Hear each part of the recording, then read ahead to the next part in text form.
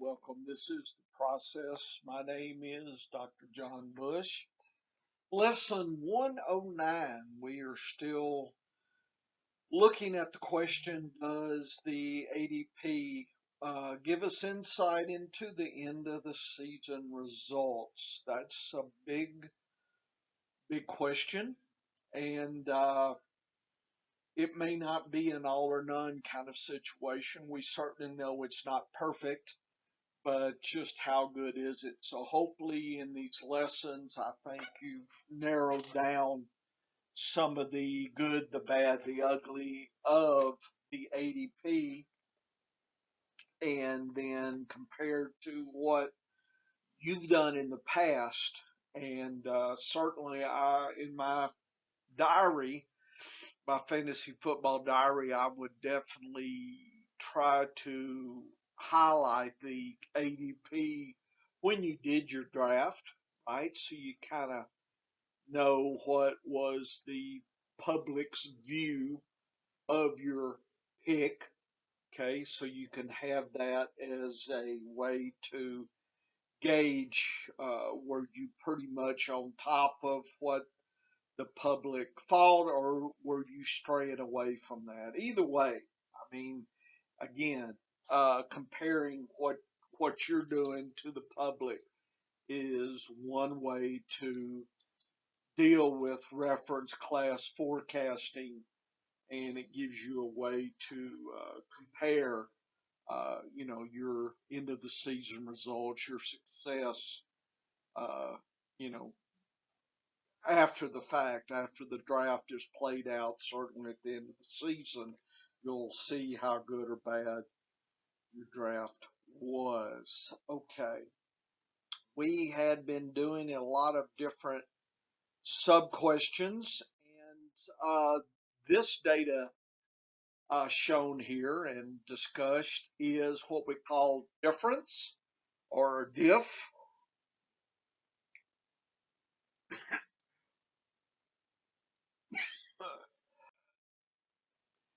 So the difference is from the draft to the end of the season ranking, and you subtract the further away you are, or the further away the public was, you can see how good or bad the public is in looking at their ADP estimate here. And so I did an average of the diff values from these are sectors, ADP sectors. So the first to the sixth pick here. The position is, in this case, running back, and 15 is the difference. So running backs, for instance, if it was, maybe I should say it this way, if it was exact, the difference would be zero. The fact that it's 15 says it wasn't exact at all. And then I also calculate all the differences in that sector and weight.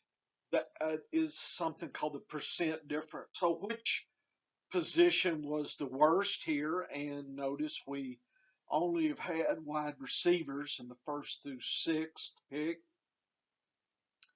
And over the years, this is from 2015 to 2021, kind of reminding you that block of years here. So it's not just last year.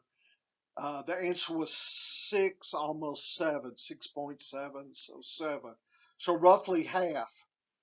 So 30%, 31% of the difference. So what that means, basically, if you're comparing on average running back or wide receiver, which one tends to be close in that sector, it's the running back. It's the wide receiver. Silly me. It's the running back is the worst from that. So the public is getting the running back wrong, probably due to injury, the fragility of the position.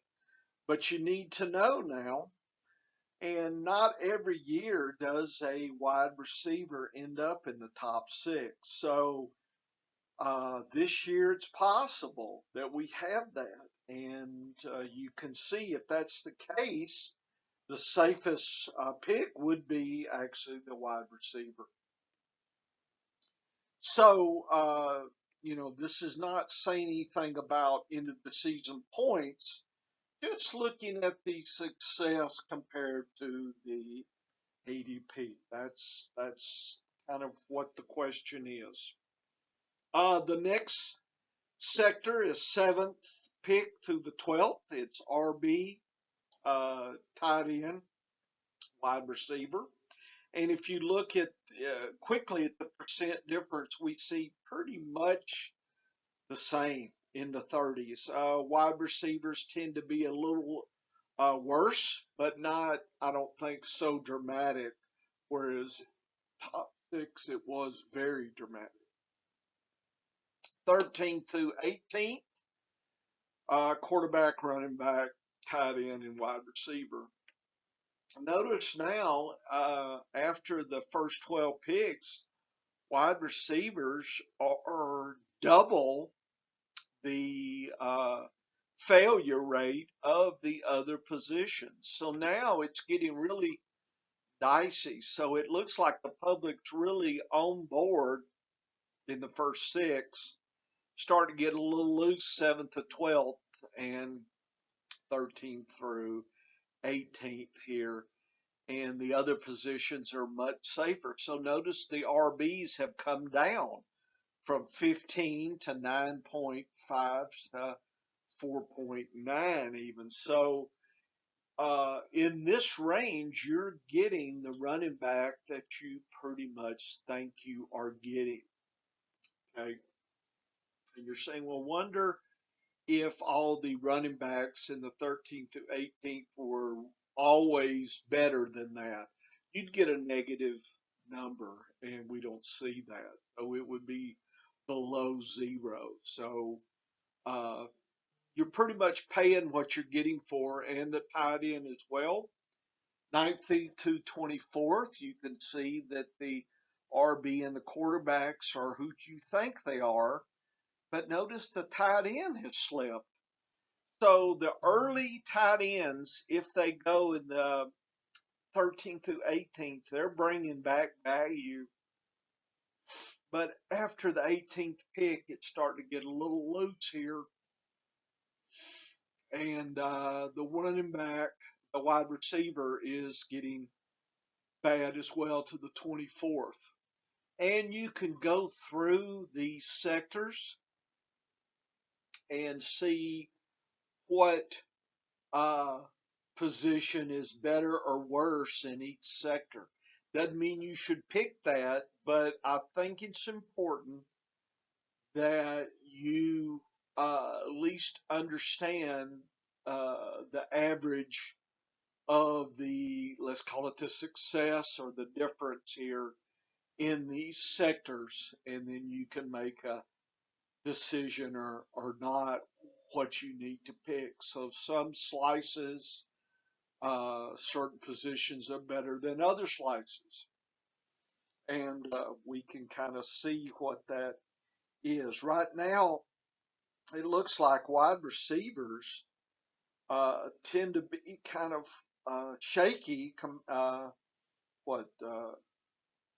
10 to the 36, they're 10 to the 42nd, they're 12. The 49th to the 54th, they're about on target. To the 60th is about 9, and even to the 72nd, about 10. So there's a stabilization there. So if you graph that, you would start seeing a skew above 10 after the sixth pick, and that starts coming down after the 24th pick. So you're really having a little higher risk than running backs. I don't think people anticipate that. And again, this is just average. It doesn't mean it's what you experience, right? This is just average.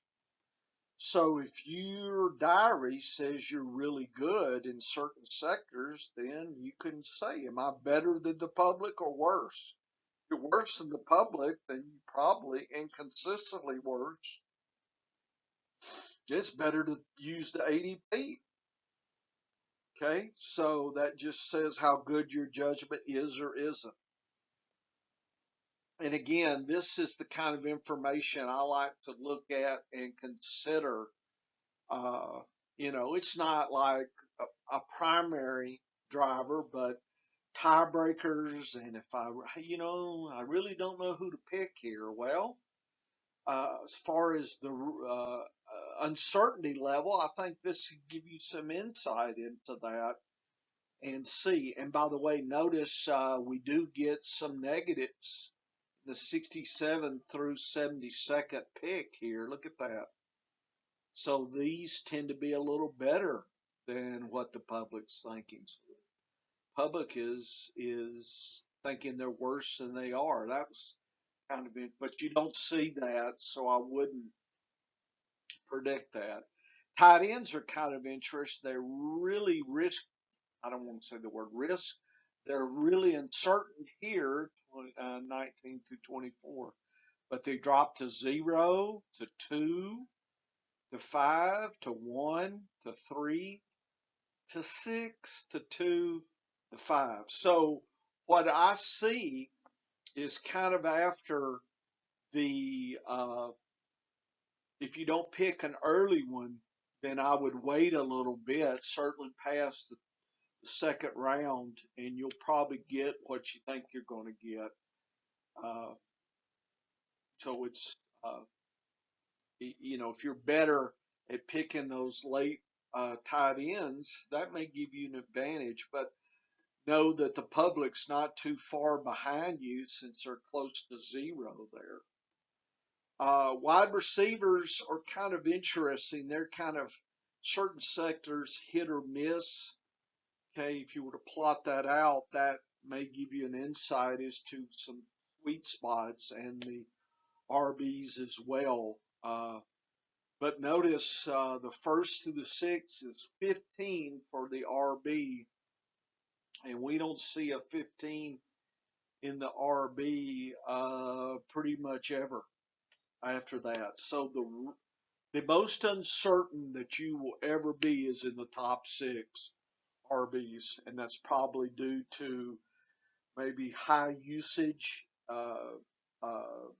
injury kind of situation. So yeah, if you survive that, you're probably getting a really good one. But imagine there's injury. So you need to look at your diary and just see, or have you avoided some of those pitfalls or not. Quarterbacks, pretty much about like you think they are. There's a few spots where the difference is about 10, but some of the early quarterbacks are fairly uncertain. Around 5, 3, 4, that's pretty good. But then it gets a little bit less, more uncertain at the 31st to 36th, and the 49th to 54th there. So there's some tricky little spots for the quarterbacks as well. So if we look at the average, and again, I like to plot that as well. And to me, visual, even though I spent some time on the table, the tabular data, to me, this shows you what's going on.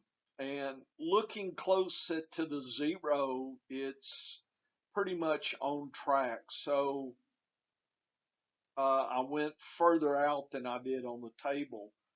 And you can see that the quarterbacks come back to about 0 at the 97th to 102. So what that means is it's not a lot of uncertainty, but you're not gaining a lot either.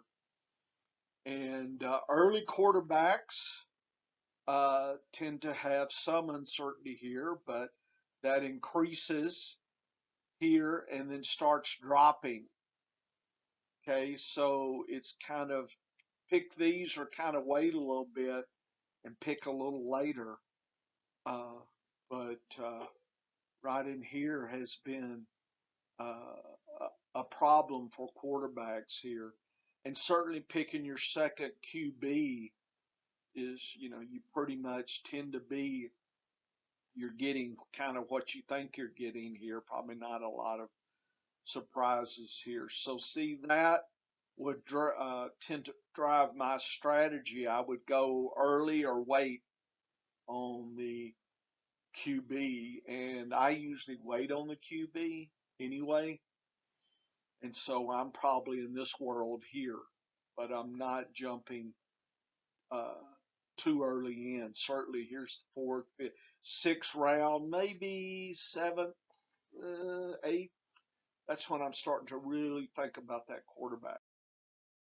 Here's the RB, and notice the highest risk, scratch that, highest uncertainty is first through sixth. And then it drops, kind of plateaus. So you're getting after the 12th pick, so after the first round, you're getting the same level of uncertainty right here. And then about the, what is that, fifth round. So the fifth round running back, uh, your uncertainty is really dropping, and you're ended up, even the public is thinking these running backs are not really very going to be very successful. They're probably wrong because of the handcuff to injury.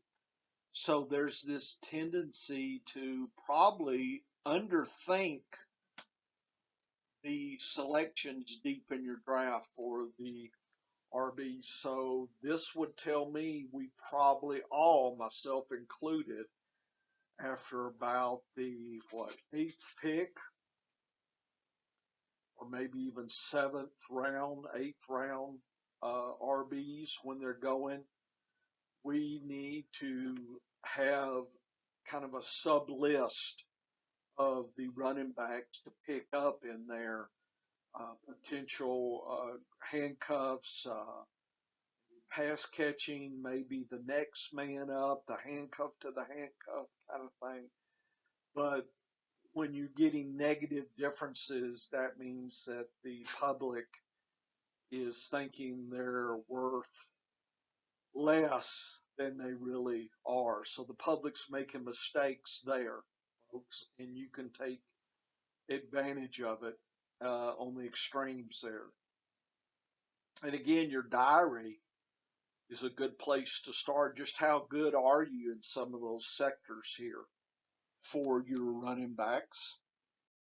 Tight end, it kind of looks about the same as the running backs in the sense that you have the most uncertainty 7th through 12th. So the early tight ends. But the trend is kind of once you get past into the one and I had the 18th pick, you're pretty much getting the same level of tight end. So a lot of people delay tight end picking because they're in here. And again, public's making mistakes in these deep tight end picks because of an injury situation, or we're not seeing maybe the team's going to use two tight ends more than believe. So again, another area for you to fish in for your research. It kind of goes janky after the 151st pick here, so I wouldn't wait so late. But I think there's a sweet spot here for your research of your tight ends. And again, to me, remembering this, I think, and just looking at it and thinking about it, gives me some thoughts about planning my draft because of that. Wide receivers, you don't have that extreme risk, extreme uncertainty. I'm so used to using the word risk wrongly that risk is only when you know everything, like in a casino. You know the dice and you know exactly what the odds are. With fantasy football, we don't know everything, so really uncertainty. Uh, the top six picks, those wide receivers are nice, probably a bargain actually compared to later on to this area. We see kind of a tier here, a tier there, a tier maybe there, a tier here. And again, public is missing after about the, what is that, seventh round. And this is a sweet spot for picking up uh, some surprising wide receivers, maybe a handcuff situation or underused wide receivers. People public is making mistakes uh, here, and just be aware of that. So they're overestimating here and underestimating there, which is probably not a surprise. And that trend has been throughout the four positions. So that's just kind of a universal trend here. But I do uh, really want to think hard about that extreme wide receiver going in the top six. I think that's might give us a tricky advantage here, uh, especially if your diary says you're not really good at picking an early running back. You might want to go for the safety of the wide receiver, but only in the first six picks. So that's how I would look at that. Anyway, that is my tour of the difference and kind of the public's perception of the positions. And I think this is not widely disseminated out there. Uh, we're starting to get into free agency now, and that's what's getting the headlines, and people are you know getting away from the fundamentals of the top down approach and looking way deep into the situation, I think prematurely. It's best to let some of those things, picks and drafts and things, get a little bit more firmer before you start digging too deep into that. So right now I'm spending time at the top end of the data column here. And this is another lesson example of what I'm doing and thinking about here. So hopefully this gives you at least some insight into what I'm thinking and see if it makes sense to you so that you might, benefit from that. But I think there's some interesting research areas that I think, uh, if you think about it like the public's wrong, you know, uh, deeper in the draft, then I think we have an opportunity there to maybe, prosper. And again, keep your diary. Just how good are you at taking advantage of that? Maybe you're not good at all. Eh, something to work on. Okay. So come back. We will continue this journey, but I think this is some really meat and potato kind of data analysis here that everybody should be using or at least considering. Okay. My name's Dr. Bush. This is the process. Come back.